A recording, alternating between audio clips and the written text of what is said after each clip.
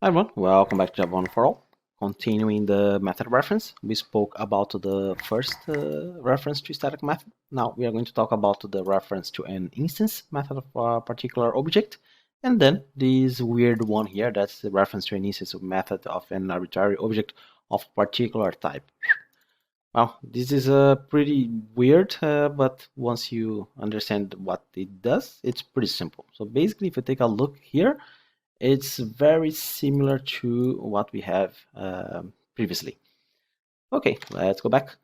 Now, the first thing that we're going to do is create a new class to keep things simple. Let's insert Java class method reference test 02. Okay, so the second one is basically the reference to an instance method of a particular object. So let me add it here. Let's go back to the anime comparators.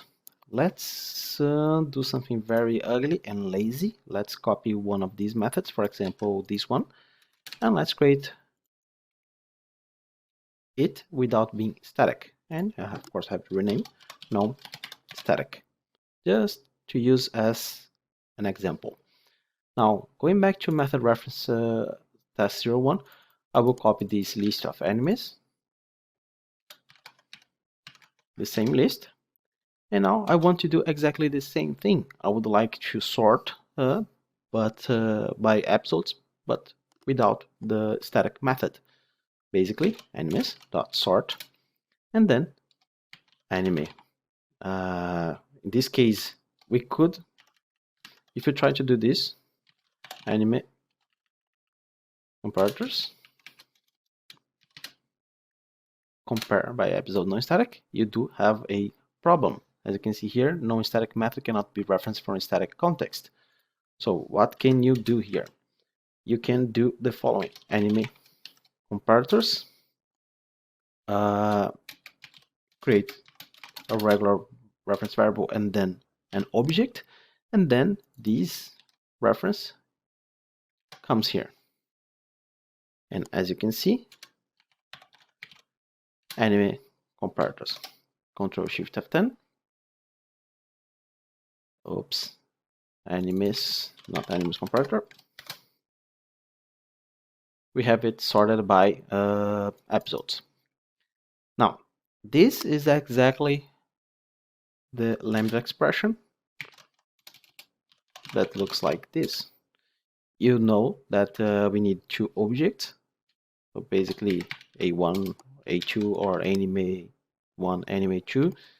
The names doesn't matter, and you call through the reference variable A1 and A2. So both methods are doing exactly the same thing, and this one IntelliJ is telling you that you can use method reference. Cool, so now we know the second one. Let's talk about the third one. Let's create a new auto insert Java class, and then method reference test 03. Okay, so this one is basically the same thing as the previous one. So let me copy here what we are trying to achieve in this class. Let's start with a simple name list. List.off, and let's create here some names. Rimuro, Verdora, and Ikimaru. Okay, so we have here names. Are we going to sort? Yes, so we need to have immutable list. Okay, so you know that the string has the comparable. The comparable makes mandatory to provide the compare to. So as you can see, we have compare to.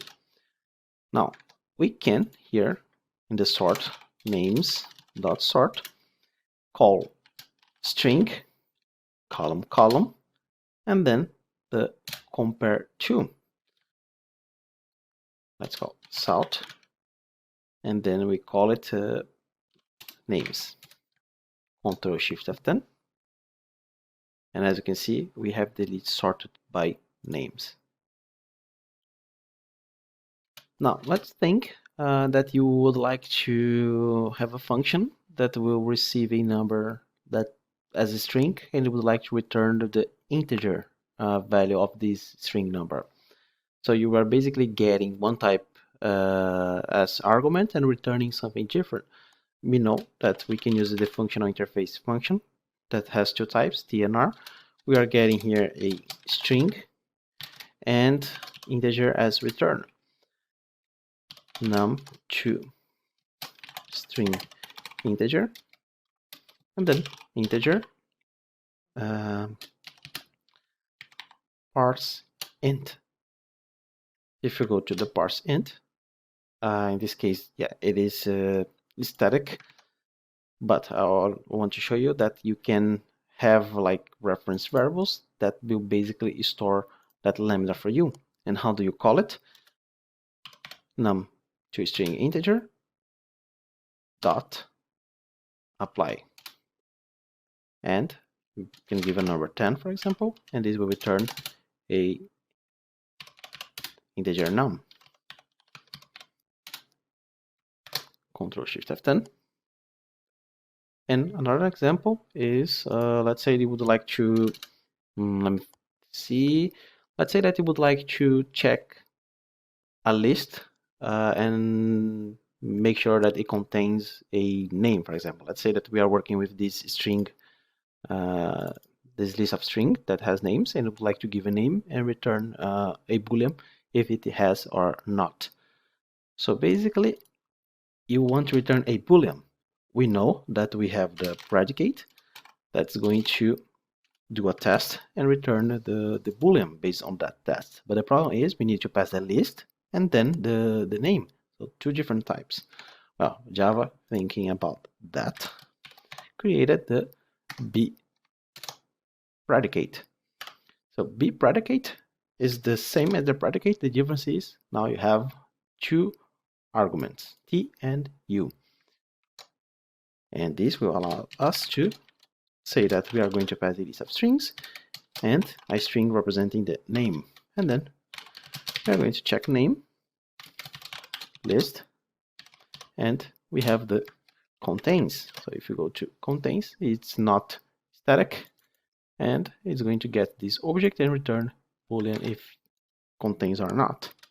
Now, salt, check name, dot test, and then my list of names, and I can give one specific name, and let's check it out. Ctrl Shift F10, and now you have true.